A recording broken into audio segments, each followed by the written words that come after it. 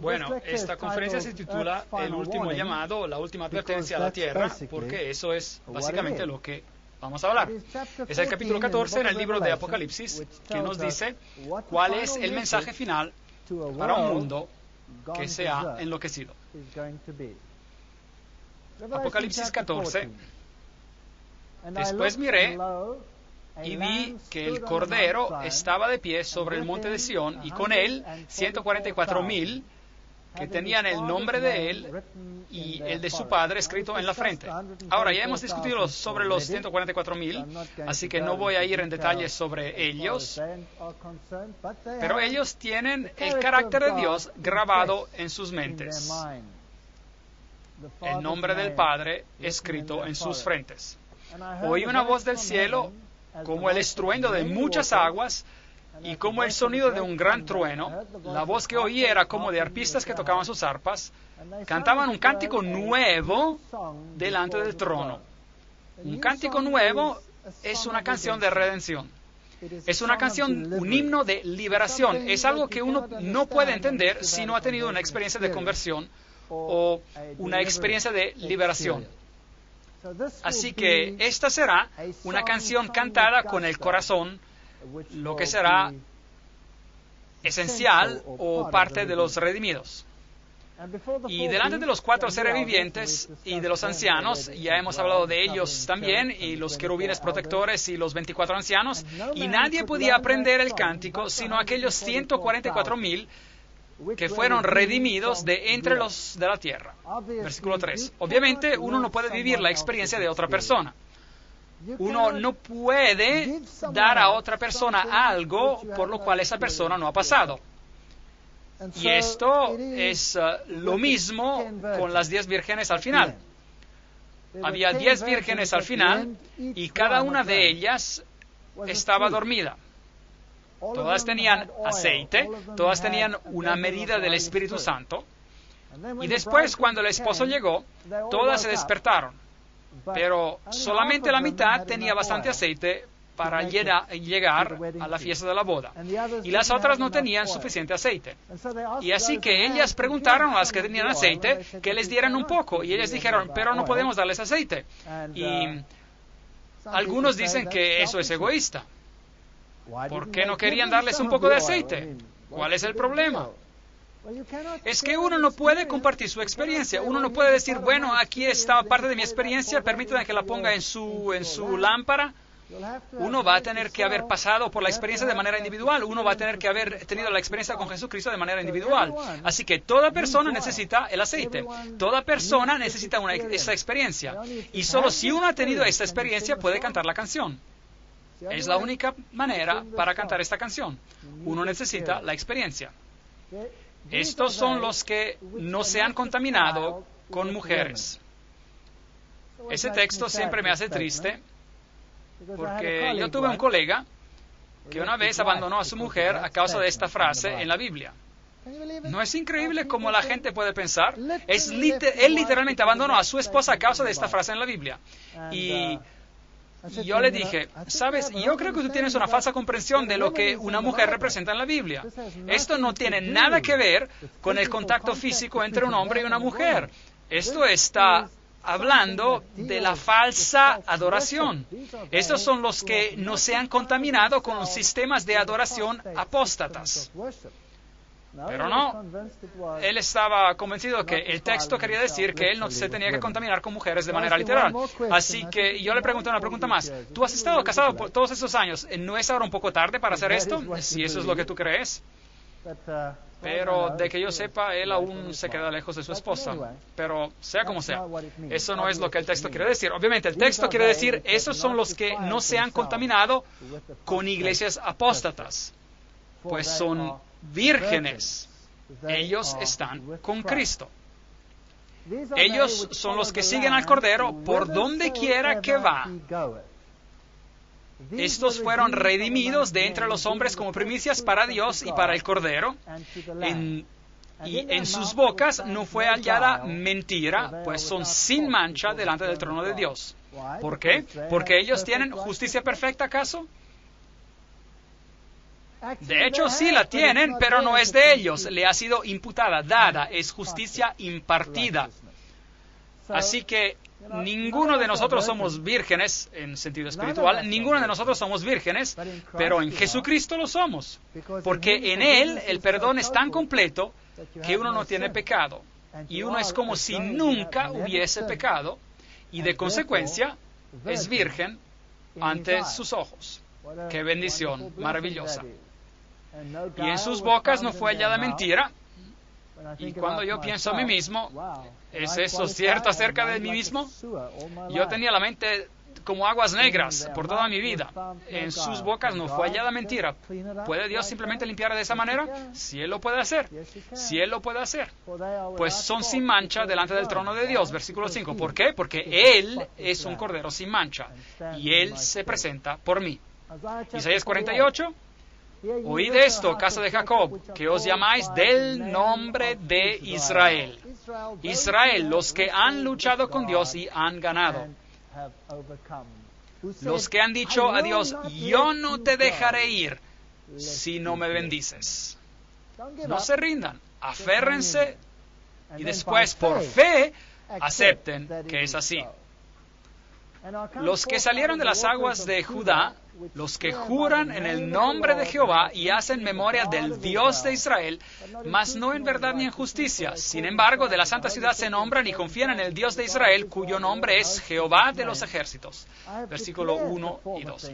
Lo que pasó ya antes, lo dije, de mi boca salió, lo publiqué, lo hice pronto y fue realidad. Versículo 3. Así que hay algunas personas que declaran que ellas pertenecen al Señor, ellas pertenecen al Señor, pero en hecho ellas están confiando en un sistema en vez de confiar en el Señor. Y no hay ningún valor en confiar en un sistema, ningún valor en absoluto. Un sistema no puede salvar a uno, una iglesia no puede salvar a uno. Eso no significa que una iglesia no puede ser una hermandad del pueblo de Dios, pero la iglesia no puede salvarlo a uno, solo Jesús puede salvar. Así que es en Él en que tienes que poner confianza, en Él que declara lo pasado desde el comienzo y que dice, de mi boca salió, lo publiqué, lo hice pronto y fue realidad. Así que uno puede probar a Dios mirando a las profecías. Por cuanto sé que eres duro, que una vara de hierro es tu cerviz y tu frente de bronce. Por eso te lo dije ya hace tiempo, antes de que sucediera, te lo advertí, para que no dijeras, mi ídolo lo hizo, mis imágenes de escultura y de fundición mandaron estas cosas. Versículos 4 y 5. ¿No es eso fantástico? Así que, ¿para qué sirve la profecía? Para recordarnos que Dios está en control, para recordarnos que Él tiene el destino de la humanidad en sus manos, y Él nos dice antes de tiempo, así que cuando veamos estas cosas podamos creer. En la misma manera, toda la profecía de la cual hemos hablado, ¿nos va a salvar? No. Pero lo que puede hacer, nos puede enseñar que Dios, después de todo, merece nuestra adoración. Eso es lo único que la profecía puede hacer, no nos puede salvar. Lo oíste y lo viste todo, y no lo anunciaréis vosotros. Ahora pues te he hecho oír cosas nuevas y ocultas que tú no sabías. Ahora, han sido creadas no en días pasados, ni antes de este día las habías oído, para que no digas, he aquí que yo lo sabía. Versículos 6 y 7. Eso es típico de la raza humana. Nosotros pensamos que podemos declarar todo y explicar todo racionalmente. Pero este no es un mundo racional. En mi vida yo llegué a un punto donde dije, esto no es racional, yo no puedo soportar esto. Tiene que haber algo más. Y después encontrar que Dios ha predicho todos los eventos de la historia antes de tiempo para que yo pudiera creer que Él existe. Increíble, eso es verdaderamente algo increíble. Sí, nunca lo habías oído, ni nunca lo habías sabido. Ciertamente no se abrió antes tu oído, porque sabía que siendo desleal habías de desobedecer. Por tanto te llamé rebelde desde el vientre. Versículo 8. Eso es todo lo que somos, eso es todo lo que somos. Por amor de mi nombre contenderé mi ira, y para alabanza mía la reprimiré para no destruirte. He aquí te he purificado, y no como a plata, te he escogido en horno de aflicción. Versículos 9 y 10. ¿Saben cuántas veces he escuchado a personas que dicen, el cristianismo son unas muletas? ¿Y han escuchado esa expresión? Y yo digo, increíble, el cristianismo son unas muletas. Pues vengan y háganse cristianos y tomen a mis muletas, diviértanse. Diviértanse con esas muletas. Yo les digo, el cristianismo no son muletas, es un horno de aflicción. Y es doloroso de vez en cuando. ¿Por qué? Porque tenemos que cambiar. Se trata de desarrollar un carácter. Es desarrollar nuevos caracteres en Jesucristo. Saben, hoy en día los psicólogos, si hay dos jóvenes que se unen y van a sesiones de consejería y los psicólogos les dicen, ustedes no son compatibles, son demasiado diferentes, tienen que ser lo mismos. Tienen que tener los mismos intereses, lo mismo de esto, lo mismo de eso, lo mismo de todo. Y así que nosotros nos administramos según esta manera de ser. ¿Y qué hace Dios? Siempre junta a los opuestos. ¿Ya se han dado cuenta? Él siempre crea el escenario peor. ¿En serio? Y aun cuando Él escoge evangelistas o lo que sea, Él junta a Martín Lutero con un carácter de fuego, junto a Melanchthon, que tenía un carácter manso y apacible. Yo tengo un amigo querido y su nombre es François Duplessis, un hombre pequeñito así. ¿Cómo yo quiero a ese pequeño hombre? Él es exactamente lo opuesto de mí.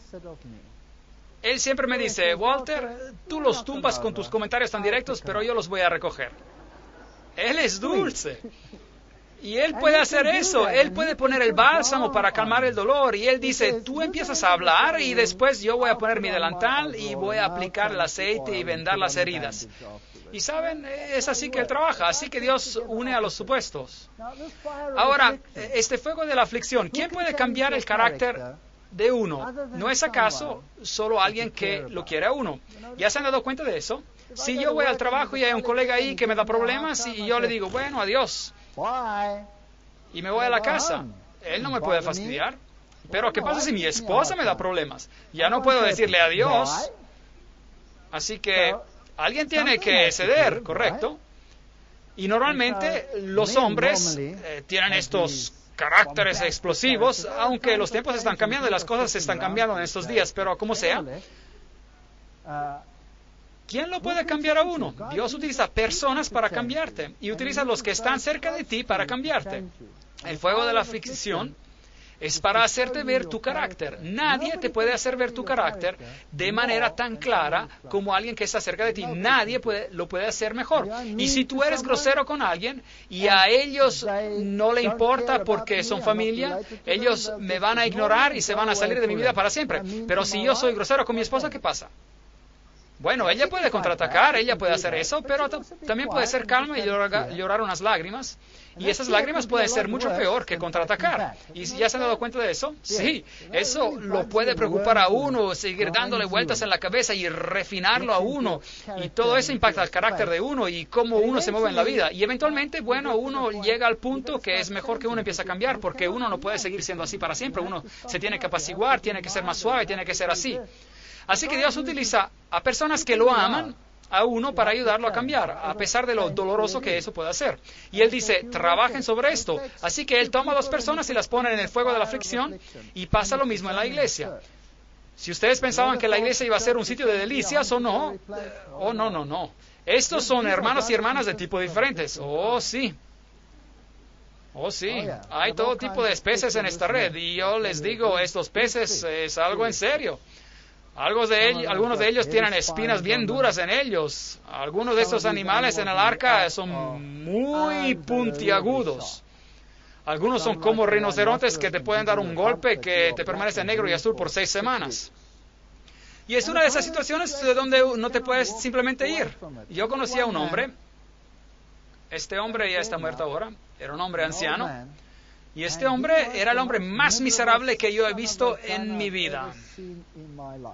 Él fue la cosa peor que jamás me haya ocurrido. En serio, la cosa peor que jamás me ha ocurrido. Él me gritaba, él hizo todo lo que podía para destruir mis principios y me volvió loco. Y de vez en cuando yo pensaba que lo quería modificar un poco, pero él era mucho más viejo que yo y así que tenía que guardarle respeto.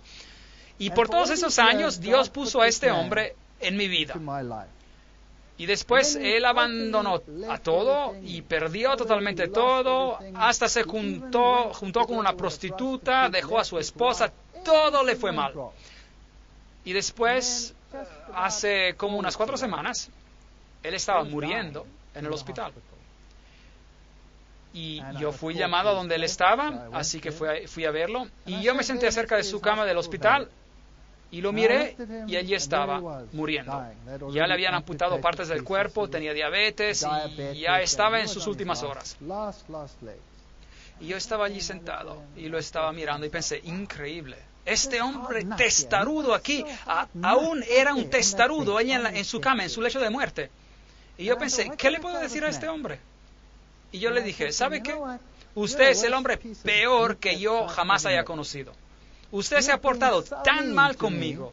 Y yo le he respondido de la misma manera unas cuantas veces. Los dos éramos como 2 rocas en un río. Y nos chocábamos mucho. Y le dije, usted ha sido la peor cosa que yo jamás haya conocido. Usted. ¿Y usted me quiere decir que se va a morir y todo lo que aconteció entre nosotros va a ser para nada? ¿Todo para nada? ¿Todo ese dolor por el cual nosotros pasamos va a ser para nada? Yo quiero que ese dolor valga algo, que usted va a estar en el cielo. ¿Me entiende? Y es así como le hablé. Yo jamás he hablado así a una persona en su lecho de muerte, jamás. Y él se puso muy meditativo y después me dijo, sí, pero es demasiado tarde. Y yo le dije, ¿por qué es demasiado tarde? Y él me dijo, yo he arruinado toda mi vida y ya no puedo arreglar las cosas. Y yo le dije, bienvenido. Todos hemos arruinado a nuestras vidas y no la podemos arreglar. Así que, ¿por qué no tomas tu derrota total y la das a Jesucristo? ¿Por qué no le das a Él tu derrota? Y después, Él la va a arreglar. Y él me dijo, ¿cómo puedo regresar y arreglar eso? Y he abandonado a mi esposa, y estoy viviendo con esta, y estoy haciendo esto, y estoy haciendo eso. Y yo le dije, ¿qué vas a hacer? ¿Tú crees que te vas a levantar? Tú sabes que estás viviendo en tus últimas horas. No vas a poder arreglar todo eso. Da esa derrota al Señor también. Y él me dijo, regresa mañana. Así que yo regresé el próximo día y nosotros hablamos. Y fue algo muy bello. Y las lágrimas empezaron a correr de sus ojos y él dio su vida al Señor y todo cambió. Él conocía la verdad. Y él me dijo, ¿sabes? Yo odio cuando un grupo piensa que ellos tienen la verdad. Yo odio cuando ellos piensan que tienen la verdad. ¿Qué derecho tienen ellos de tener la verdad? Y saben, es verdad. Mucha gente dice, bueno, ustedes los adventistas del séptimo día, ustedes creen que tienen la verdad. Son una gente miserable. ¿Y todos los otros qué? ¿Qué son ellos? ¿Qué tienen? ¿Una mentira? Yo digo, si lo piensan bien, no es una doctrina complicada. No es una doctrina complicada para nada. Es amar a Jesús por todo lo que Él ha hecho por ti, dale a Él el honor y la gloria y sé obediente. ¿No es lógico guardar los mandamientos de Dios? Sí es lógico. ¿Y cuál es pues su problema? Eso es todo. Obediencia y fe en sus méritos. Esto es el Evangelio en 2 palabras. ¿Y qué hay de malo con eso? ¿Estás satisfecho con un evangelio cambiado? ¿Con los mandamientos cambiados? ¿Con una denominación con un descuento del 10% o lo que sea? Uno tiene que guardar solo 9, uno menos, tenemos un descuento del 10% o lo que sea. Y él empezó a pensar y tomó su decisión. Y murió en paz. ¿Y saben qué? Yo tuve el privilegio de hacer el sermón de su sepelio. Y todos estaban allí. Su familia estaba allí, su esposa estaba allí, su amiga novia estaba allí. Ellos estaban allí todos juntos y estaban todos abrazándose. ¿No parece eso imposible? Ese es el fuego de la aflicción. Así que el Señor nos pone en situaciones donde entramos en contacto con los que amamos y podemos escapar de la situación o podemos permitir que nos cambie. Esa es nuestra elección. Y si creamos lágrimas y si creamos dolor, también lo que podemos decir es, el problema está en mí. Y cuando me doy cuenta de que el problema está en mí, entonces Dios puede trabajar conmigo. Por mí, por amor de mí mismo lo haré, para que no sea profanado mi nombre y mi honra no la daré a otro. Óyeme, Jacob, y tú, Israel, a quien llamé, yo mismo, yo el primero, y yo también el último. Mi mano fundó también la tierra, mi mano derecha midió los cielos con el palmo. Al llamarlos yo, comparecieron juntos. Isaías 48, 11 a 13. Reconozcan a Dios. Juntaos todos vosotros y oíd. ¿Quién hay entre ellos que anuncie estas cosas? Aquel a quien Jehová amó ejecutará su voluntad en Babilonia y su brazo estará entre los caldeos. Versículo 14. Ven aquí, ahora le está comparando a aquellos que elevan sus propios estándares, que tienen su propia religión, los que no necesitan a Dios. Eso es lo que los caldeos representaban. A Bab-el, a una otra puerta hacia Dios. Y yo hablé y lo llamé y lo traje. Por tanto, será prosperado su camino. Acercaos a mí, oíd esto. Desde el principio no hablé en secreto. Desde que eso se hizo, allí estaba yo. Y ahora me envió Jehová el Señor y su Espíritu. Versículos 15 y 16. Así ha dicho Jehová, Redentor tuyo, el Santo de Israel. Yo soy Jehová, Dios tuyo, que te enseña para tu provecho, que te encamina por el camino que debes seguir. Y Dios sabe lo que es lo mejor. ¿Por qué no seguirlo a Él? Si hubieras atendido a mis mandamientos. ¿Ven? Todo el Evangelio está aquí en este pequeño texto. Fuera entonces tu paz como un río y tu justicia como las olas del mar. Los mandamientos de Dios son una expresión de su amor.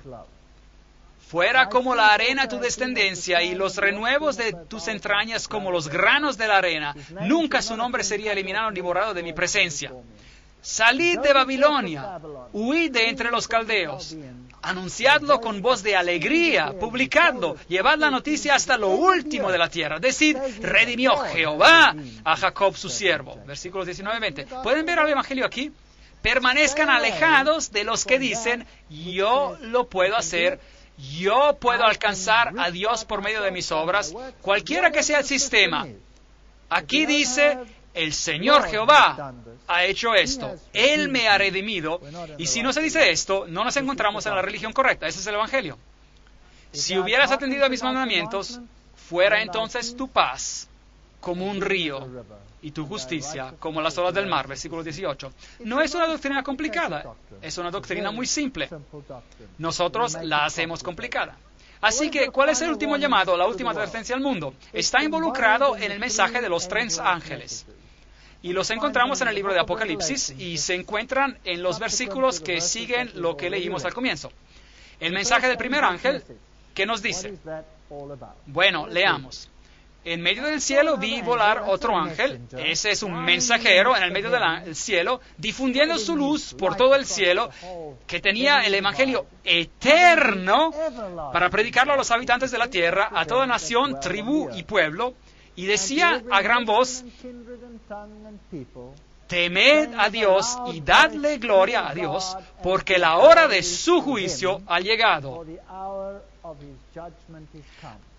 Adorad a aquel que hizo el cielo y la tierra, el mar y las fuentes de las aguas. Y otra vez encontramos, Apocalipsis 14, 6 y 7, el sello de Dios. Así que el mensaje del primer ángel dice, estamos viviendo en el tiempo del juicio, pongan atención a la palabra, adorad a Dios, adorad a Dios, adorad a aquel que hizo el cielo y la tierra, el mar y las fuentes de las aguas. Apocalipsis 14, 7. ¿Qué tengo que hacer para decir al mundo que yo reconozco a Dios como tal? Es simple. Guardar el sábado. ¿Por qué? Porque este concepto está en el corazón del mandamiento del sábado. En 6 días hizo Jehová los cielos y la tierra, el mar y todas las cosas que en ellos hay. Y Éxodo 20, 11. Por tanto, Jehová bendijo el sábado y lo santificó. Y Deuteronomio 5, 15. Acuérdate de que fuiste siervo en la tierra de Egipto y que Jehová tu Dios te sacó de allá con mano fuerte y brazo extendido, por lo cual Jehová tu Dios te ha mandado de que guardes el sábado. El sábado es una señal de la creación. El sábado es una señal de la redención. Él nos sacó de la tierra del pecado y nos trajo a la fuente de su gracia. Así que, de la misma manera que fuimos creados por Él, fuimos también redimidos por Él. Si ustedes miran al sistema judío, había 7 fiestas judías que son el antitipo o tipo de acontecimientos en Cristo. Había la Pascua, el día 14 del mes judío de Nisan, Y esa representaba la crucifixión, porque en esa fiesta el cordero se mataba y la sangre se usaba para marcar los postes de la puerta. Y de la misma manera nosotros tenemos que poner la sangre del cordero sobre los postes de nuestro corazón, y después el ángel del Señor, que vendrá para juzgar, nos va a pasar por alto. Así que si aceptamos a nuestra Pascua, que fue sacrificada para nosotros, reconocemos a la crucifixión, el Cordero que murió por nosotros. La segunda fiesta judía era la fiesta de los panes sin levadura. Noten que esa fiesta ocurría en un día después de la Pascua, el día 15 del mes judío de Nisan. El pan sin levadura ¿representa qué? ¿Representa qué? Al cuerpo de Jesucristo, Jesucristo en la tumba. Él fue crucificado por nosotros y Él murió por nosotros. Y se reposó en la tumba en el séptimo día. Así, el próximo día era el 16 de Nisan y era la fiesta de los primeros frutos. Y esa representa la resurrección. Jesús, los primeros frutos, es decir, Él fue el que fue resucitado de los muertos y las tumbas se abrieron y gente salió de sus tumbas y dice la Biblia, y cuando Él se fue al cielo, Él llevó cautiva la cautividad, Efesios 4:8. Esa es la resurrección. Así que en sus fiestas anuales, los judíos festejaban simbólicamente el más grande acontecimiento que iba a ocurrir en la historia de la humanidad. Y la crucifixión, la tumba y la resurrección eran celebradas en sus fiestas. Y después tenían las fiestas de las semanas, que caía en el día 6 del mes judío de Sivan, y esta fiesta conmemoraba lo que aconteció después del establecimiento de la Pascua, es decir, lo que aconteció cuando la ley fue publicada. Después de la resurrección vino el Pentecostés. Y como hemos dicho, la publicación de la ley era su prototipo y se cumplió con el derramamiento del Espíritu Santo, y como consecuencia ocurrió la difusión del mensaje, y estos acontecimientos en forma de prototipo venían celebrados anualmente. Era un prototipo del Pentecostés. Y después había 3 fiestas más. La fiesta de las trompetas, en el primer día del mes de Tishri, anunciaba el juicio, el movimiento de la segunda venida de Cristo, y cuando se tocaba una trompeta, quería decir que un gran evento pronto iba a acontecer. Las trompetas se tocaban antes del juicio, así que anunciaban al juicio con el movimiento de la segunda venida que dice, porque el tiempo de su juicio ha llegado, Apocalipsis 14:7. Y después había el día de la expiación en el día 10 del mes de Tishri, y esto representa el juicio preinvestigativo o juicio antes de la venida de Cristo. Obviamente Dios está juzgando porque cuando Él regresa a la tierra, su recompensa galardón está con Él. ¿No es esto correcto? Así que si Él regresa con su recompensa, obviamente eso significa que un juicio ya ha acontecido. Así que ese juicio está aconteciendo en el cielo en este momento. Así que ese era el día de la expiación y representaba este periodo cuando el sumo sacerdote se encontraba en el lugar santísimo, y cuando él salía de allí, los pecados como prototipo venían transferidos al macho cabrío, y este venía enviado al desierto. Noten que él no moría, así que él no se convertía en el que llevaba los pecados y no era el sustituto. Él venía alejado del campamento de Israel, y los pecados que habían sido confesados venían removidos del santuario y eternamente cancelados como si nunca hubieran existido. Y la última fiesta era la fiesta de los tabernáculos en el día 15 del mes de Tishri, donde ellos se construían cabañas y celebraban con grande gozo. Esa fiesta representaba el regresar a la casa, la segunda venida de Jesucristo. Así que en las fiestas judías anuales había incluida toda la historia del Evangelio. El día de la expiación era la purificación anual del santuario terrenal. Así que aquí el sumo sacerdote ingresaba con la sangre y él administraba en el lugar santísimo, y él hacía expiación para todo el santuario, y cuando salía, el santuario simbólicamente había sido purificado del registro del pecado. Así que el día de la expiación era un día de juicio. El día del juicio había llegado. El sumo sacerdote tomaba la sangre e ingresaba en el lugar santísimo, y él la aspergía y hacía expiación para el santuario y para las impurezas del pueblo. Ahora, ¿cuál es el estándar del juicio? Santiago nos dice, Santiago 1:25, Pero el que mira atentamente en la perfecta ley, la de la libertad, y persevera en ella, no siendo oidor olvidadizo, sino hacedor de la obra, éste será bienaventurado en lo que hace. Santiago 2:12 dice, así hablad y así haced, como los que habéis de ser juzgados por la ley de la libertad. Nombre maravilloso para la ley de la libertad. La ley te libra, no es una ley de esclavitud. Si cada persona tuviera que guardar la ley en este planeta, ¿no seríamos todos libres? ¿Sí o no? Claro que sí, eso tiene sentido. Fuera entonces tu paz como un río y tu justicia como las olas del mar, si cada persona guardara la ley. ¿Qué es pecado? Todo aquel que comete pecado infringe también la ley, pues el pecado es infracción de la ley. 1 Juan 3:4. Eso es lo que es pecado. Así que si usted quiere tener una relación de obediencia, bueno, usted tiene que guardar la ley de Dios. Pero donde no hay ley, tampoco hay transgresión. Romanos 4:15. Así que debe haber habido una ley desde el comienzo, ¿sí o no? Sí, de lo contrario no hubiera habido ninguna transgresión, Romanos 6:23, porque la paga del pecado es muerte. Pero ¿qué nos dice el pequeño verso antes de este?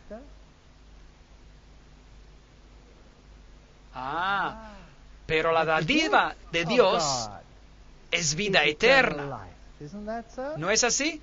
Por medio de su justicia. Así que este es el evangelio completo. La paga del pecado, la muerte. El regalo de Dios, la vida eterna en Jesucristo. Ahora, la paga o el pago es algo que uno recibe por algo que uno ha hecho, ¿correcto? Así que si usted escoge quebrantar la ley de Dios, la consecuencia es la muerte. La solución a esto, como todos pecamos, es la salvación por gracia por medio de la fe. ¿No es eso correcto? Todos nosotros somos salvos por gracia. ¿Significa eso acaso que tenemos que dejar afuera esa frase que dice que no tendríamos que pecar? El pecado nos separa de Dios, pero vuestras iniquidades han hecho división entre vosotros y vuestro Dios. Isaías 59:2. Porque la paga del pecado es muerte, mas la dádiva de Dios es vida eterna en Jesucristo, Señor nuestro. Romanos 6:23. Allí está el versículo completo. Ese es un evangelio eterno. El pecado mata. La vida eterna en Cristo, la vida está en Cristo. Así que acepten la vida en Cristo y dejen de pecar. ¿Es eso bíblico? ¿Qué dijo Jesús a la mujer encontrada en adulterio? No peques más. Sí, exactamente eso dijo. Él dijo, ¿dónde están los que te acusaban? Y ella responde, yo no sé, Señor, ellos se han ido. Y él que dice, ni yo te condeno. Esa es la gracia. Vete y no peques más. Juan 8:11. ¿Qué es eso? Obediencia. Ese es el evangelio eterno. Pero hoy en día, el mundo ha modificado el evangelio eterno. Siempre dejan una parte a un lado. Uno tiene que tener la forma completa. El pecado no se enseñoreará de vosotros, pues no estáis bajo la ley, sino bajo la gracia. ¿Qué pues? ¿Pecaremos porque no estamos bajo la ley, sino bajo la gracia? De ninguna manera. Romanos 6, 14, 15. ¿Acaso la ley se elimina porque ahora estamos bajo la gracia? ¿Quebrantaremos ahora la ley porque estamos bajo la gracia? No. ¿Se acuerdan de esa cita de las iglesias carismáticas que les leí, que dice que si uno guarda la ley de Dios, uno no tiene el Espíritu Santo? Increíble. ¿Qué tipo de evangelio está enseñando el mundo hoy en día? Porque por las obras de la ley ningún ser humano será justificado delante de él, ya que por medio de la ley es el conocimiento del pecado, Romanos 3, 19, 20. Así que yo no soy salvo por mis buenas obras, yo soy salvo porque tengo a un Salvador. Claro que sí, es la única razón por la cual yo puedo ser salvo, pero la ley me dice lo que es bueno y malo. Y por esto yo sé lo que es bueno y malo y puedo distinguir entre los dos. Luego, ¿por la fe invalidamos la ley? De ninguna manera, más bien confirmamos la ley, Romanos 3:31. En otras palabras, nosotros tendríamos que ser hacedores de la ley, no para salvarnos, pero porque amamos al Señor. De manera que la ley es santa y el mandamiento santo, justo y bueno, Romanos 7:12. No existe el concepto de que no tenemos que guardar la ley de Dios. 4 evangelios: Mateo, Marco, Lucas y Juan. La gente dice, ¿saben qué? Se repiten el uno con el otro, pero no es así. Ellos se aumentan el uno al otro, sí, pero ellos no se repiten el uno con el otro. En Mateo, Cristo viene descrito como el rey. En Marcos, Cristo es descrito como el servidor. En Lucas, Cristo viene descrito como totalmente hombre. En Juan, Él viene descrito como totalmente divino. Todo en uno. Si queremos representar al Evangelio eterno, tenemos que poner la ley y la gracia en perspectiva y tenemos que servir a Jesús como Rey y lo tenemos que imitar como servidores. Él fue hombre, Él murió para nosotros para que Él pudiera sentir nuestra humanidad y compartir con nuestras debilidades y lo tenemos que reconocer como Dios. Él no es nada de menos, no lo podemos degradar. Los primeros 5 libros de Moisés, Génesis, el libro de los orígenes, la caída y la promesa de la redención, Éxodo, Cristo nuestro santuario, Él es el que nos conduce, la columna de nubes y la columna de fuego, Levítico, Cristo nuestro sacrificio, Números, Cristo nuestra guía, Deuteronomio, Cristo nuestra recompensa. Toda la Biblia es acerca de Jesucristo y ese es el Evangelio eterno. ¿No creen ustedes que el mundo se ha perdido algo en algún momento? Ustedes saben, algunos dicen, solo necesitamos el Nuevo Testamento. Y yo digo, bien, ¿por qué se preocupan de llevar un libro tan pesado? Tomen unas tijeras y cortan lo que no necesitan. Tírenlo, si ya no lo necesitan. No, el Antiguo Testamento y el Nuevo Testamento, los dos hablan de Jesús. No penséis que he venido a abolir la ley o los profetas. No he venido a abolir, sino a cumplir. Porque de cierto os digo que antes que pasen el cielo y la tierra, ni una jota, ni una tilde pasará de la ley hasta que todo se haya cumplido. Mateo 5, 17, 18. El Evangelio eterno tiene que ser predicado. Pero es más fácil es que pasen el cielo y la tierra que se frustre una tilde de la ley. Lucas 16, 17. Ni una tilde de la ley va a desaparecer. Hasta la Nueva Versión Internacional lo escribe correctamente. En esto consiste el amor de Dios, en que obedezcamos sus mandamientos. Y sus mandamientos no son gravosos, dice la Reina Valera 95. Sus mandamientos no son gravosos, 1 de Juan 5, 3. Y habiendo sido perfeccionados, vino a ser autor de eterna salvación para todos los que le obedecen. Hebreos 5, 9. Así que el mundo ha rebajado el énfasis en la obediencia y ha sobreexaltado la salvación por la gracia. La salvación por la gracia viene en primer lugar, no cabe duda, porque sin ella somos todos perdidos. Pero sin obediencia, no vamos a llegar allí tampoco. Así que la ley de Dios ha sido eliminada. ¿Y por qué la encontramos en el Nuevo Testamento? Ese es el Nuevo Testamento. Al Señor tu Dios adorarás y a Él solo le servirás. Mateos 4:10, Apocalipsis 19:10. Hijitos, guardaos de los ídolos. 1 de Juan 5:21, Hechos 17:29. Para que no sea blasfemado el nombre de Dios y la doctrina. 1 de Timoteo 6:1. El sábado por causa del hombre es hecho, y no el hombre por causa del sábado. Así que el Hijo del Hombre es el Señor aún del sábado. Marcos 2, 27, 28, Reina Valera Antigua. Hebreos 4:4. Honra a tu padre y a tu madre. Mateo 19, 19. Efesios 6, 1 a 3. No matarás. Romanos 13, 9. Santiago 2, 11. No adulterarás. Mateo 19, 18. No hurtarás. Romanos 13, 9. Efesios 4, 20. No dirás falso testimonio. Romanos 13, 9.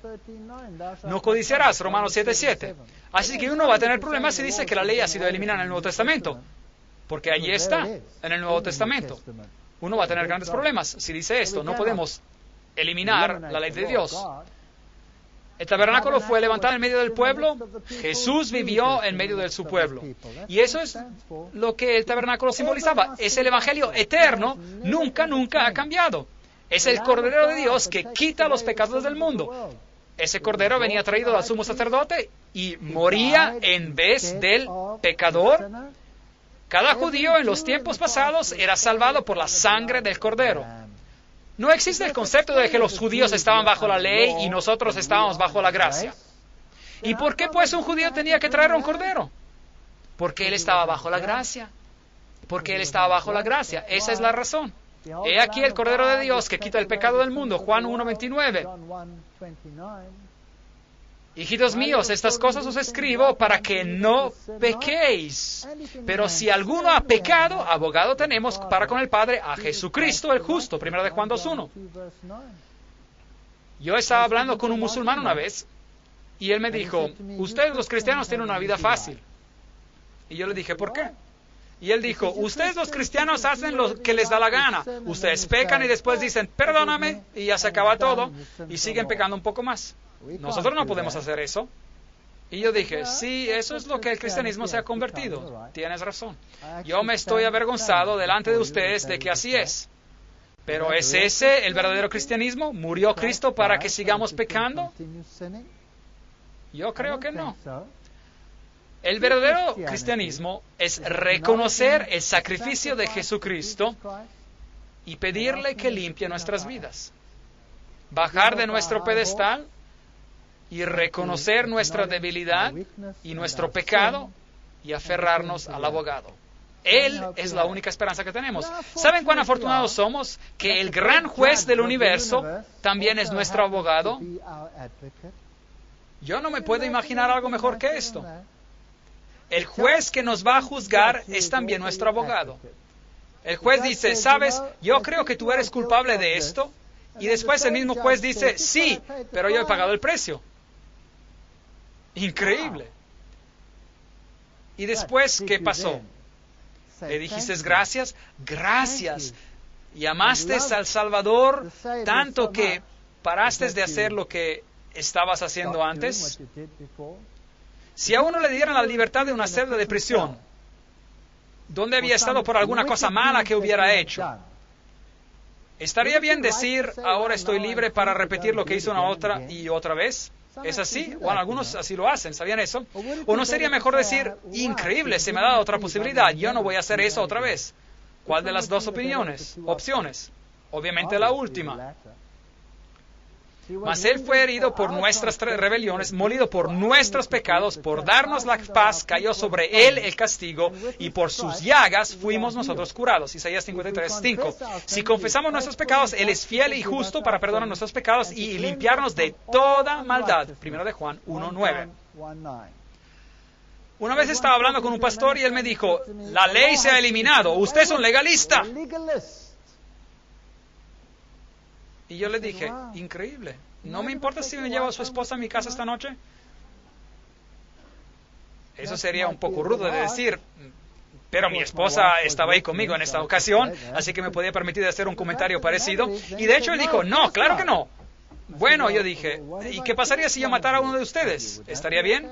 ¿O qué pasaría si yo tomara su coche? ¿O qué pasaría? Hice comentarios sobre todos los 10 mandamientos y siguen vigentes. ¿Y cuál es el mandamiento que es un problema? El sábado es un problema. No son los otros 9.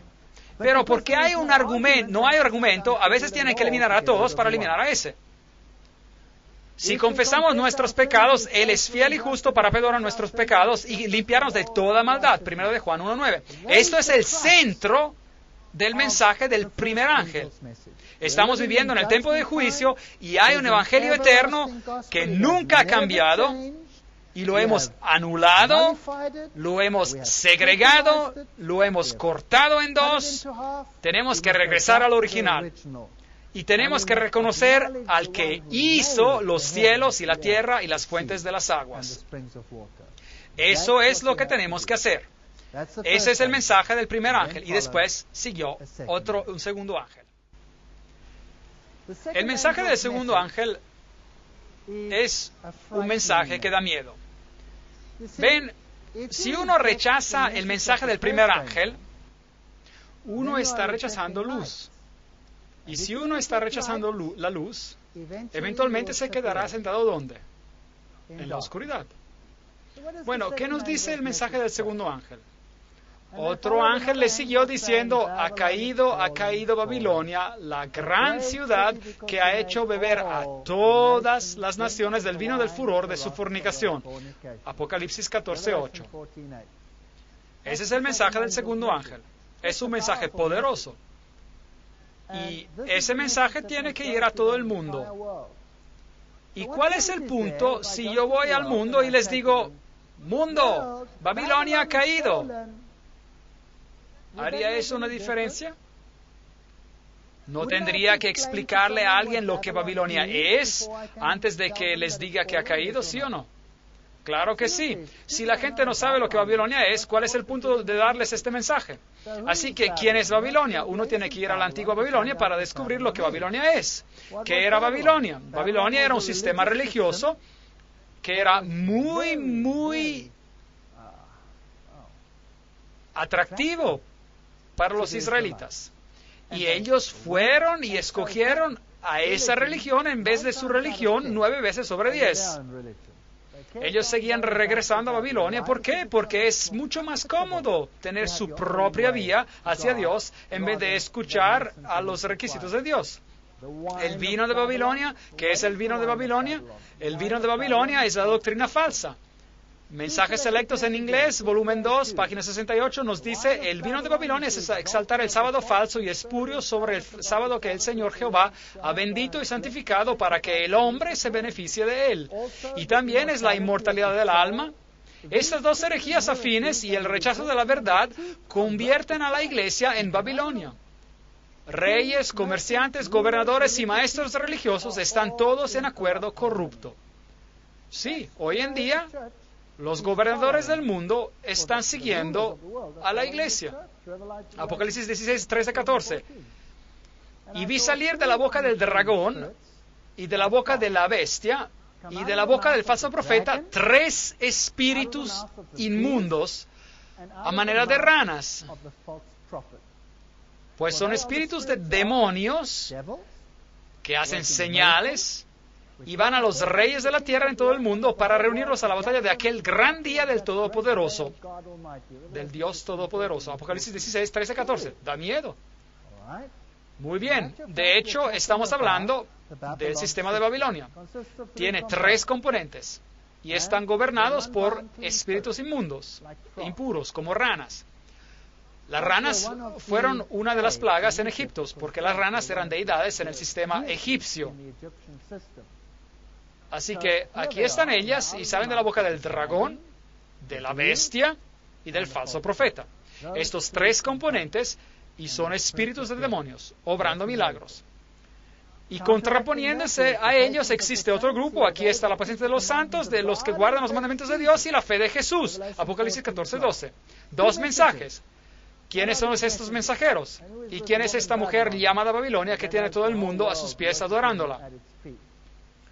Así que la Babilonia mística tiene estos 3 componentes: el dragón, la bestia y el falso profeta. Y ya hemos hablado de ellos en detalle durante esas conferencias. Aquí hay una rana de bronce y esta se encuentra en Japón, donde ellos aún adoran a esta deidad, que es el Padre, la Madre y el Hijo, así como ellas existen en el sistema egipcio de Isis y Osiris. Y ellos aún adoran a esas ranas allá afuera, así que no piensen que ese sistema se ha acabado. Ese es el antiguo sistema de adoración babilónico. Las ranas de bronce combinan el sol con el agua y simbolizan la fertilidad. Así nos dice la organización de la UNESCO, y ellos seguramente saben. ¿Qué es el dragón? Bueno, el dragón viene identificado en la Biblia como Satanás, esa antigua serpiente. Así que todo lo que trata con el espiritismo, donde fuerzas demoníacas directamente planean con la humanidad, todo eso forma parte del sistema del dragón. Así que eso incluiría, por ejemplo, la brujería. Nos conduce la brujería en la apostasía, pero brujería que tiene que ver con la iglesia. ¿Qué pasaría si la iglesia empezara a decir, tenemos que empezar a tener sesiones de espiritismo, así como lo hizo la iglesia anglicana? ¿No eso se convierte acaso la brujería en parte de la iglesia? ¿No ingresa de manera disimulada, infiltrada acaso el sistema babilónico de adoración en la iglesia? ¿Quiénes son estos sacerdotes de Roma? Los obispos vagantes, ambulantes, errantes, que están involucrados en el ocultismo y controlan lo que ocurre detrás del movimiento de la nueva era. ¿Y qué hay de la filosofía mundial? Ayn Rand, The Virtue of Selfishness, la virtud del egoísmo. ¿Hay acaso virtud en el egoísmo? No, pero según el pensamiento humano, hay virtud en el egoísmo. De hecho, Robert Schuller enseña, la autoestima es en realidad lo que uno necesita. No la estima de Dios, pero la autoestima. Yo creía que Jesús tenía que crecer y yo disminuir, Juan 4:30. ¿Quieren saber algo que es un pequeño secreto? Y eso es que la verdad y el error están muy cercanos. Están muy cercanos. ¿Sabían que de hecho si ustedes quieren rendir su autoestima a Cristo, de hecho aumentan su autoestima? Es increíble, pero es un hecho, piénsalo. Porque uno tiene al Dios del universo reconociendo a uno como a su hijo. Uno se convierte en un hijo o hija del Dios Altísimo, un príncipe que se va a sentar en un trono junto a Él. Increíble. Si esto no es algo asombroso, ¿qué más habrá? Pero uno tiene que aprender humildad de Él para poder calificar. Aquí, en este otro sistema, estamos aprendiendo algo diferente. ¿Y qué hay de lo que escuchamos de esta dama amable, J.Z. Knight? Usted es Dios, olvídense de Jesucristo. Él es solo parte del grupo. El espiritismo en todas sus formas, donde el hombre se hace pasar por Dios para ser adorado, 2 Tesalonicenses 2:4. Así que tenemos todos los reyes divinos, el Dalai Lama, todos estos reyes, en los sistemas de adoración del mundo. Y estos sistemas de adoración se están uniendo bajo las Naciones Unidas para formar una gran religión unida. Y tenemos que honrar la misma deidad detrás de todas las religiones. Y yo tengo un problema con eso. ¿Cómo puedo honrar a una deidad que exalta el yo si yo mismo estoy adorando a una deidad que representa la humildad? Las dos son incompatibles. Pero todas ellas se están juntando en este sistema súper grandioso. Bhagwan Sri, adorado, a pesar de ser un ser humano. ¿Le da eso a una autoestima? De hecho, le roba a uno de su dignidad. O como Maitreya, como apareció en Nairobi, y la gente que lo adoraba como a Jesucristo. Se nos dice en las iglesias hoy en día que Harry Potter está muy bien. Y los niños se visten como Harry Potter para venir y practicar sus valores en la iglesia. Eso es brujería. Así que, ¿acaso no ha incorporado la iglesia la brujería en sus sistemas? ¿Sí o no? Por lo menos la tolera. Hay muchas personas en la iglesia que están horrorizados por lo que está ocurriendo. Y yo opino que Dios permite que todo esto se vuelva de peor en peor para que a ellos despierten y vean qué ha ocurrido con la iglesia. La iglesia se ha convertido en Babilonia, permitiendo la adoración del dragón en su mismísimo medio. ¿Y qué del espiritismo moderno con las hermanas Fox? Aquí ellas están. Empezó con un golpear, toc, toc, toc, y eventualmente se desarrolló en sesiones espiritísticas completas y adoración demoníaca. Bueno, vimos que los padres fundadores de los movimientos cristianos modernos, de las asociaciones para investigaciones psíquicas, eran los grandes obispos, Westcott, Hort y todos ellos, y que de hecho reescribieron la Biblia para nosotros, por así decir, que ellos tenían sus sociedades para espíritus y comunicaban con los espíritus. ¿No es eso acaso el espiritismo en la iglesia? El espiritismo dice que los muertos saben más que los vivos. Entonces la serpiente dijo a la mujer, no moriréis. Génesis 3:4. En este caso, como en otros textos bíblicos, el diablo dijo la verdad y el Señor está en el error. A.W. Sprague, espiritista. Bien directo, ellos hablan sin rodeos. El principio fundamental del espiritismo es que el ser humano sobrevive a la muerte corporal y que ocasionalmente, bajo condiciones que aún no están completamente comprendidas, nosotros podemos comunicarnos con los que ya han muerto. J. Arthur Hill, Espiritismo, Historia, Fenómenos y Doctrina, de página 25. Esto es el espiritismo en el mundo.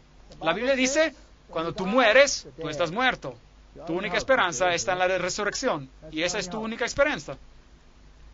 El espiritismo alega que los muertos se comunican. El hidalgo Oliver Lodge dijo lo siguiente, no hay muerte en la tumba, yo hablo frecuentemente con los muertos, yo no puedo dudar que la gente vive después de la muerte porque yo hablo frecuentemente con ellos. Bueno, los reyes de nuestra era lo hacen por todos sitios. El príncipe Carlos tiene sesiones regulares con Patton, que está muerto desde mucho tiempo, y el príncipe Carlos es la cabeza oficial de la iglesia anglicana. ¿Hay espiritismo en la iglesia? ¿Sí o no? Claro que sí. Hay espiritismo en la iglesia. The Progressive Thinker, el pensador moderno, 18 de mayo de 1929. Lo que el espiritismo es y hace, remueve todo miedo de la muerte, que es de hecho la puerta al mundo de los espíritus. Enseña que la muerte no es la cesación de la vida, pero un simple cambio de condición. El espiritismo es el mensaje de Dios a los mortales declarando que no hay muerte. ¿Y qué hace eso con Dios? ¿Hace de Dios qué? Lo hace un mentiroso. ¿Es eso correcto? Todos los que han muerto aún viven y aún hay esperanza en la vida venidera, pero para los más grandes pecadores, que cada alma progresará en las edades y alturas sublimes y gloriosas donde Dios es amor y el amor es Dios. El mundo está viviendo una mentira. Yo tengo informaciones de sesiones espiritistas, cintas de grabar de una sesión con Cecil Juan Rhodes, bueno, supuestamente, claro, él está muerto, pero él habla a un espiritista y él explica quién es la jerarquía al otro lado y las personas que fueron las más malas en esta tierra, según esta sesión espiritista, están más elevados que Jesucristo en el más allá. Por ejemplo, Adolf Hitler es más elevado en el más allá que Jesucristo, porque supuestamente él ha tenido más experiencia aquí en la tierra. ¿Pueden creer eso? Bueno, estas son doctrinas terribles, doctrinas de demonios que están siendo propagadas en las iglesias, porque virtualmente todas las iglesias hoy en día propagan la doctrina de una vida que continúa después de la muerte. ¿Con quién habló Alice A. Bailey cuando habló ella con Dwalcool? Si los muertos están esperando la resurrección, ¿con quién habló ella? ¿Quién es Dwalcool? Él es un demonio. Eso es lo que es. Aquí está el sitio web oficial de la iglesia de Satanás. Este hombre aquí, Anton LaVey. ¿Tienen buenas doctrinas? Sí. Pero la iglesia de Satanás es una iglesia reconocida en el mundo. Y está al lado de las otras iglesias en una comunidad de todas las iglesias. ¿Qué tienen en común la luz y la oscuridad? ¿Se ha enloquecido acaso nuestro mundo? Aquí está el sumo sacerdote del satanismo y él es supuestamente responsable de yo no sé cuántos sacrificios de seres humanos. Y aquí noticias satánicas avanzando. ¿Qué dice la Biblia satánica? 1969, Anton LaVey, el fundador. Satanás representa la indulgencia en vez de la abstinencia. Satanás representa la existencia vital en vez de sueños espirituales. Satanás representa la sabiduría pura en vez de la decepción hipócrita. Satanás representa la amabilidad para aquellos que se la merecen en vez de amor derrochado sobre ingratos. ¿Saben qué? El reino del cielo es para estos que escuchan. Id pues a la salida de los caminos y llamad a la boda a cuantos halléis. Mateos 22:8. A los cojos y a los paralíticos, a estos y a esos. ¿Y cuántas veces nosotros los despreciamos? No, amémoslos. Llevemos a los brazos de la iglesia, porque ellos formarán el reino de los cielos. Que Satanás se ría de nuestras debilidades y de nuestras mentes minusválidas y de nuestros cuerpos minusválidos. Él aún no ha visto nada. Espere hasta cuando esas personas sean transformadas y reciban lo que Dios ha preparado para nosotros. Ellos lo van a juzgar a Él. Así que Satanás representa la venganza en vez de dar la otra mejilla. Satanás representa la responsabilidad hacia el responsable en vez de preocuparse de vampiros psíquicos. Satanás representa al hombre como a otro animal, a veces mejor, pero muchas veces peor de los que caminan sobre cuatro patas. El hombre, por su desarrollo divino, espiritual e intelectual, se ha convertido en el animal más despiadado, cruel de todos. Así que somos dioses, es la misma enseñanza. Satanás representa todos los así llamados pecados porque ellos conducen a la gratificación física, mental y emocional. Satanás ha sido el mejor amigo que la iglesia jamás haya tenido porque él la ha mantenido activa todos estos años. Esta es la Biblia de Anton LaVey. Ahora, si usted considera, ¿cuánto del conocimiento de este libro se ha infiltrado, convertido en doctrina de iglesia? Sorprendentemente, asombrosamente, mucha doctrina. El ojo que todo lo ve de Lucifer, bueno, uno ve aquí cosas interesantes, la cúspide del ojo, esta cosa pequeña aquí en el medio, el ojo de Lucifer.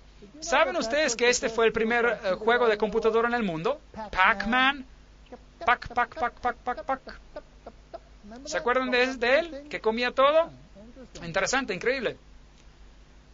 Así que el espiritismo, el componente del dragón, es todo lo que tiene que ver con la actividad demoníaca, disfrazada de vez en cuando como de iglesia y de vez en cuando como satanismo puramente demoníaco, y a todos ellos se les da la bienvenida en los brazos de Babilonia. ¿Y qué hay de la bestia? Bueno, es el catolicismo, desafortunadamente. Eso es lo que la Biblia enseña. Todos los atributos del papado se aplican al poder de la bestia. Él es el que tiene la seña de Horus, y todas las religiones mundiales serán sujetas a él. Él es todas las cosas a todos los hombres. Aquí él recibe el tilak del hinduismo, aquí él besa el Corán. Ya hemos hablado de esas cosas. Un Cristo muerto no puede comunicar. El cuerpo de Cristo es Dios en la hostia, literalmente haciendo Dios de un pedazo de pan. ¿Puede eso salvarlo a usted? No. Créame, y yo he tratado de hablar con él, pero él no responde. Él no responde.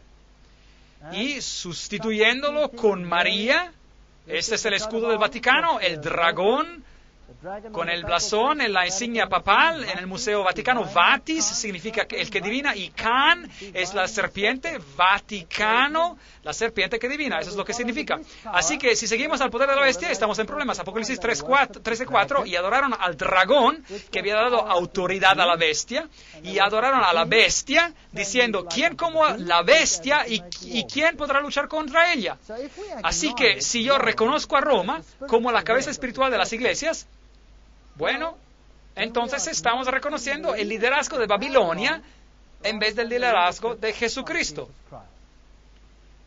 ¿Y a qué apuntan los jesuitas? Según ellos solamente buscan dar más gloria a Dios, pero si uno examina los hechos, uno encontrará que ellos apuntan solamente a tener el dominio universal. Ellos se han rendido indispensables al Papa, que sin ellos no podría existir, porque el catolicismo es identificado con ellos. Ellos se han rendido indispensables a los gobernadores y tienen las revoluciones en sus manos, y de esa manera, sea bajo un nombre u otro nombre, son ellos los que dominan al mundo. Ese es un hecho. Todas estas revoluciones de las cuales hemos hablado, todas estas muertes y todo este caos está bajo el control de ellos. Así que creando caos, ellos pueden crear la orden mundial que ellos desean, y nosotros tenemos que estar sujetos a ellos. Así que este es el otro componente de Babilonia. ¿Y quién es el falso profeta? Esto es muy triste. Después vi otra bestia que subía de la tierra. Tenía 2 cuernos semejantes a los 2 de un cordero. Apocalipsis 13:11. Este es otro sistema cristiano, pero hablaba como un dragón. Y ya hemos hablado de esto en Apocalipsis 13. Esta representa al poder protestante de los Estados Unidos, que surge y toma el poder y hace una imagen de la bestia y se convierte como ella. Y el protestantismo, que tendría que representar la libertad y la justicia, hoy en día no es nada más que masonería disfrazada. La Estatua de la Libertad es masona, una alianza santa, que de hecho es una alianza maldita. El muro de separación entre la iglesia y el Estado es una metáfora basada sobre mala historia. Y así, las iglesias rumbo hacia Roma, las iglesias protestantes, adoptan características de la bestia. Y la iglesia anglicana aquí cambió su cara y se convirtió como la bestia. Ya hemos hablado de todo esto. Y estuvimos mirando a todas sus enseñanzas, a lo que ellos enseñan y cómo está totalmente contrario a la Biblia. Lo que Schuller dice, lo que la Biblia dice y todas estas cosas. Lo que Schuller dice, y nosotros podemos orar, Padre nuestro que estás en el cielo, alabado sea nuestro nombre. Hacer de nuevo significa que nosotros tenemos que cambiar de una imagen de nosotros mismos negativas a una imagen de nosotros mismos positiva. Una religión basada en el yo, una religión basada en valores de este mundo, una religión que honra al hombre y lo pone al nivel de la deidad. Esto es pecado y tiene que ser llamado por su nombre correcto, sea que Billy Graham lo apoye o no. La Biblia y solo la Biblia. Sea que él esté sentado con el Papa o no, él ha apoyado todo esto. ¿Y qué hay del movimiento carismático? Dice, donde Jesús dice, yo soy, yo sonrío, y yo digo, sí, yo soy también. ¿Sigue siendo esto a cristianismo? Yo no creo. Promise Keepers, la revista de Kenneth Hagin, los obeliscos, y tenemos una apariencia de piedad, pero negamos su eficacia, según Timoteo 3:5. Es muy triste. O Benny Hinn, quien dice, yo soy, yo soy, yo soy. No digan yo tengo, digan yo soy. Tú eres todo lo que Él era y todo lo que Él es, y Él jamás será. ¿Es eso cristianismo? Yo no creo. ¿Qué es esto? Esta es falsa profecía. Esta es falsa predicación. Esta es una mentira. Y tiene que ser revelada. Y así vemos el componente del dragón en las iglesias, y el componente de la bestia en las iglesias, y el componente del falso profeta en las iglesias. Todo tiene que ser revelado por lo que es. Y el mensaje sale al mundo. Babilonia no es lo que parece. Ha caído, ha caído. Y después sigue otro ángel. Ahora, ¿ustedes creen que las iglesias aceptarán este reproche? ¿Sí o no? No, no lo aceptarán. ¿Lo aceptarán los individuos? Sí, yo doy gracias a Dios por esto, porque si no toda la predicación sería en vano. El mensaje del tercer ángel, que dice, Apocalipsis 14, 9, 10, y un tercer ángel lo siguió diciendo a gran voz, si alguno adora a la bestia de su imagen y recibe la marca en su frente o en su mano, él también beberá del vino de la ira de Dios, que ha sido vaciado puro en el cáliz de su ira, y será atormentado con fuego y azufre delante de los santos ángeles y del Cordero. Increíble. Nunca ha salido un mensaje tal por parte de Dios. Este es material potente. Y ya hemos hablado de esto anteriormente, porque ya hemos estudiado la marca en la frente y en la mano, cuando hablamos sobre Apocalipsis 13, así que revisen esa conferencia. Ahora, ¿qué era? ¿De qué se trataba todo eso? Él también beberá del vino de la ira de Dios, que ha sido vaciado puro en el cáliz de su ira. Sin misericordia esta vez, destrucción total, y será atormentado con fuego y azufre delante de los santos ángeles y del Cordero. ¿Qué significa eso? ¿Qué significa eso? Hay aún 2 conferencias más que seguirán sobre este tema. El humo de su tormento sube por los siglos de los siglos. ¿Qué significa eso? No tienen reposo de día ni de noche los que adoran a la bestia y a su imagen, ni nadie que reciba la marca de su nombre. Versículo 11. ¿Qué significa eso? ¿Qué es esto por los siglos de los siglos? Bueno, tomaremos 2 conferencias para aclarar todo esto, las últimas 2. Y después de eso tendremos paz eterna. Apocalipsis 14, 9, 10. Porque en 6 días hizo Jehová los dioses y la tierra, el mar y todas las cosas que en ellos hay, y reposó el 7º día. Por tanto Jehová bendijo el sábado y lo santificó. Éxodo 28, 11. Acuerdan que es una señal entre mí y el Señor, y Él se reposó en el 7º día, y Él se reposó, y la señal significa una marca.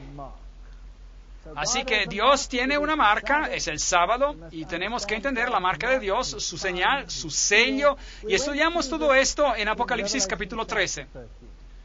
Y me dio Jehová las 2 tablas de piedra escritas con el dedo de Dios. Nadie se tenía que meter con ellas. Deuteronomio 9:10. Así que el sello de Dios, la marca de Dios, está en el corazón de su ley, es el sábado. Y da autoridad, como hemos dicho, a toda la ley. Ahora, ¿somos salvos guardando toda la ley? No, pongámoslos bien en claro. Pero sin guardar la ley, ¿seremos salvos? No. ¿Ven? Siempre hagan también la pregunta contraria. Y el punto de esto es, si nosotros no somos salvos guardando la ley, ¿cómo somos salvos? Por la gracia. La gracia nos salva al 100%. La gracia nos salva. Somos salvos por gracia. Ahora, si yo guardo la ley, ¿qué estoy reconociendo cuando guardo la ley? Yo estoy reconociendo una autoridad más elevada que yo mismo. ¿Es eso correcto?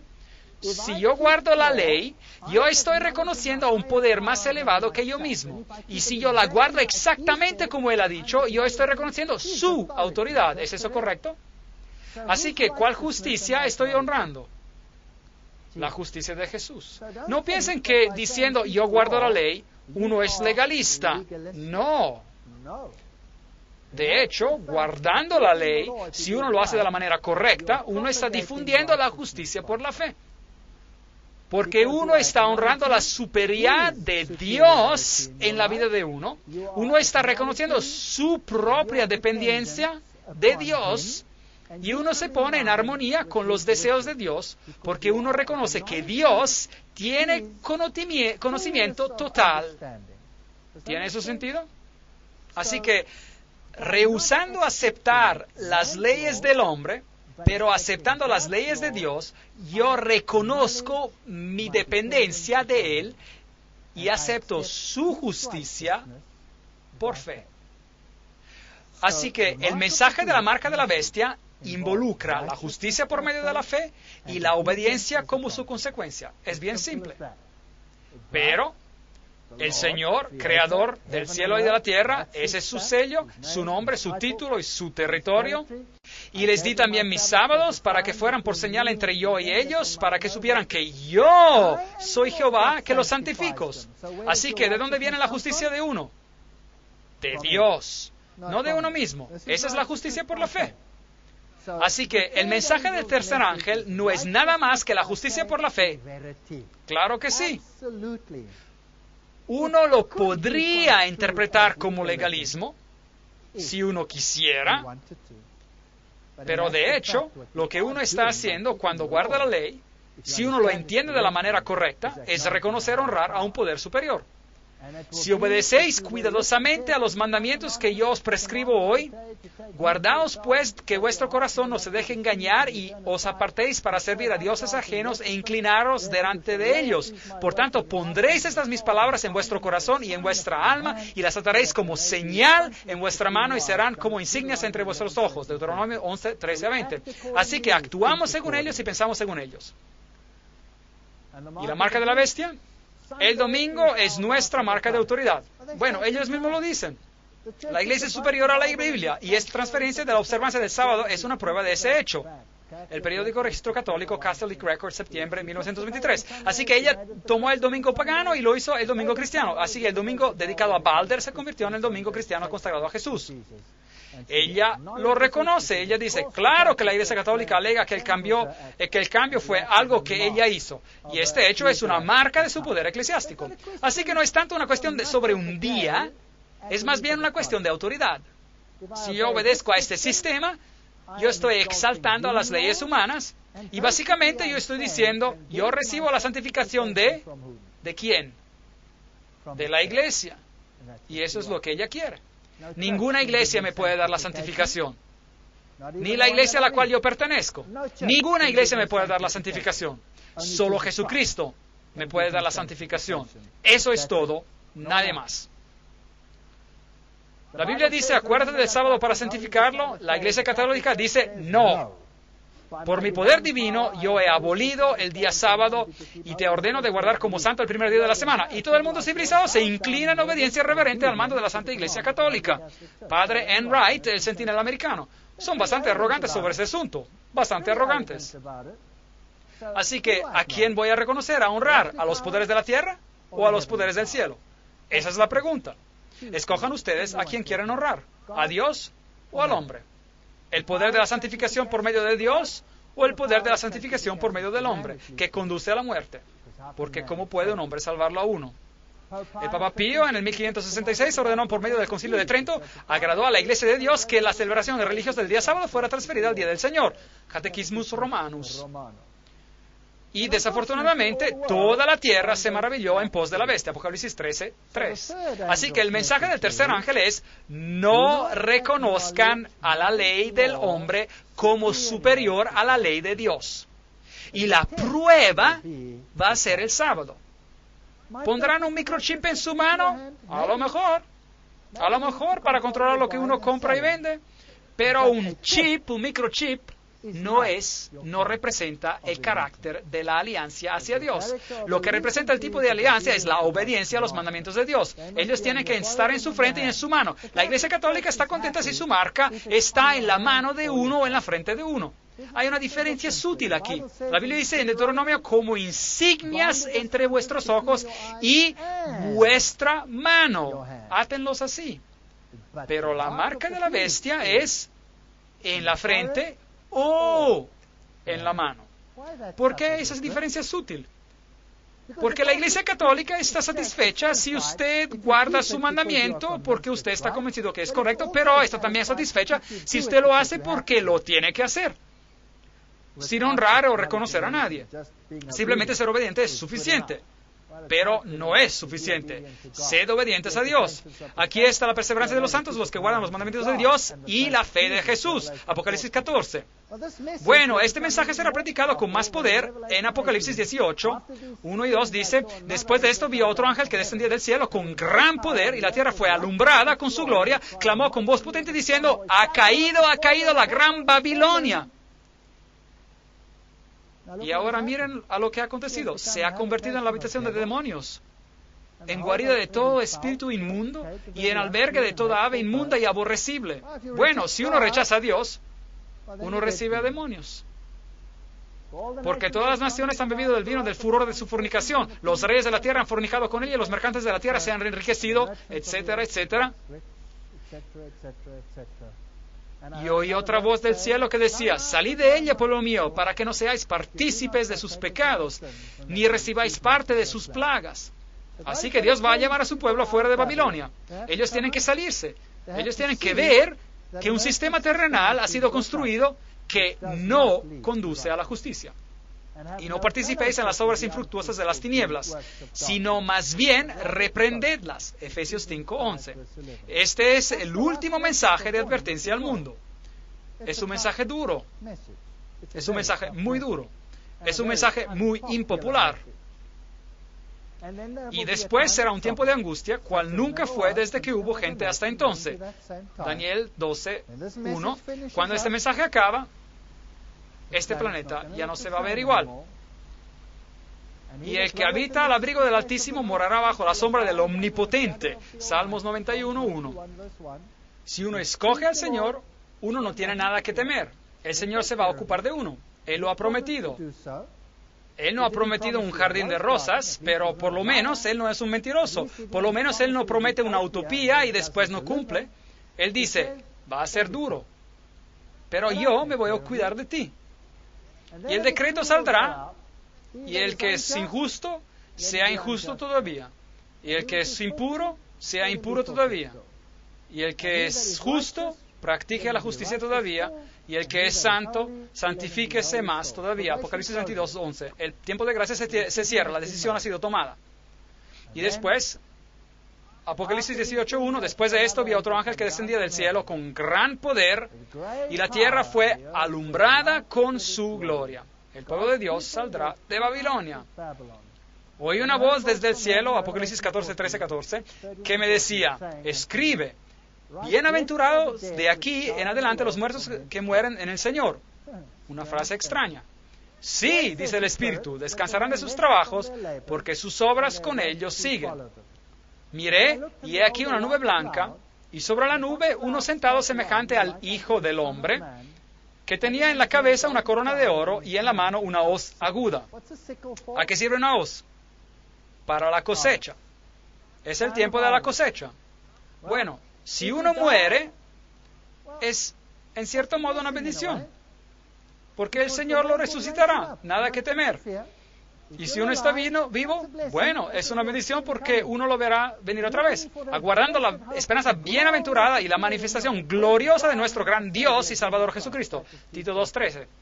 Ese es el próximo acontecimiento. Este es el último mensaje de advertencia al mundo, seguido por la venida de Cristo. Porque el gran día de su ira ha llegado, ¿y quién podrá sostenerse en pie? Bueno, vamos a tener que responder a esa pregunta, Apocalipsis 6:17. Y la analizaremos en gran detalle en otra conferencia. Y otro ángel salió del templo gritando a gran voz al que estaba sentado sobre la nube: mete tu hoz y ciega, porque la hora de cegar ha llegado, pues la mies de la tierra está madura. El que estaba sentado sobre la nube metió su hoz en la tierra y la tierra fue cegada. Apocalipsis 16. Así que aquí hay una cosecha de la redención. Y otro ángel salió del templo que está en el cielo, llevando también una hoz aguda. Y salió del altar otro ángel que tenía poder sobre el fuego, y llamó a gran voz al que llevaba la hoz aguda, diciendo: mete tu hoz aguda y vendimia los racimos de la tierra, porque sus uvas están maduras. Apocalipsis 14, 17, 18. Así que hay una primera cosecha y ahora hay una segunda cosecha. El ángel metió su hoz en la tierra y vendimió la viña de la tierra y echó las uvas en el gran lagar de la ira de Dios. El lagar fue pisado fuera de la ciudad y del lagar salió sangre que llegó hasta los frenos de los caballos en una extensión de 1,600 estadios. Apocalipsis 14, 19 a 20. Bueno, ¿qué significa todo esto? Bueno, el vino es la doctrina. Y aquí está la doctrina de la tierra en contraste con la doctrina celestial. Y la doctrina vendrá y sepultará a los caballos. ¿Y qué representaban los caballos? Al mensajero del Evangelio. Así que este mensajero del Evangelio que se difundió desde la tierra y que era una mentira porque venía de la tierra y quitó a Jesucristo, este mensajero será sumergido en su propia iniquidad y desaparecerá para siempre. Para siempre. Así que la elección es entre un sistema o el otro. O vamos con Cristo cuando Él venga, o formamos parte de la otra cosecha. La elección es nuestra. El mensaje final de advertencia, a pesar de parecer duro, es un mensaje de amor, porque nos llama a reconocer, a honrar a Jesús. Piensen en su simplicidad. Mi pueblo, Él está básicamente diciendo, yo los amo. Ha llegado el tiempo para que el juicio venga. ¿Por qué no abandonan las filosofías malvadas de esta tierra? ¿Por qué se quieren quedar arraigados en la evolución y en todas estas filosofías? ¿Por qué no me reconocen a mí como a su creador y su redentor? ¿Por qué quieren seguir a filosofías que exaltan lo humano y denigran a lo divino? ¿Por qué no quieren mirar hacia arriba para su salvación en vez de mirar abajo? Hacia abajo. ¿No quieren obedecerme a mí y a mis preceptos para que les vaya bien? ¿No quieren honrarme a mí porque yo soy el que los santifica y el que los hace completos y el que los hace hijos e hijas del Altísimo? Ese es el mensaje. ¿No ese es un mensaje bello? Es una dulce llamada del Señor de lo alto que dice, vengan mis hijos, ¿por qué se van a perder? Y uno puede escuchar, atender el llamado o lo puede rechazar. Ese es el último mensaje a este mundo. Es duro, pero yo creo que es verdadero. Amén.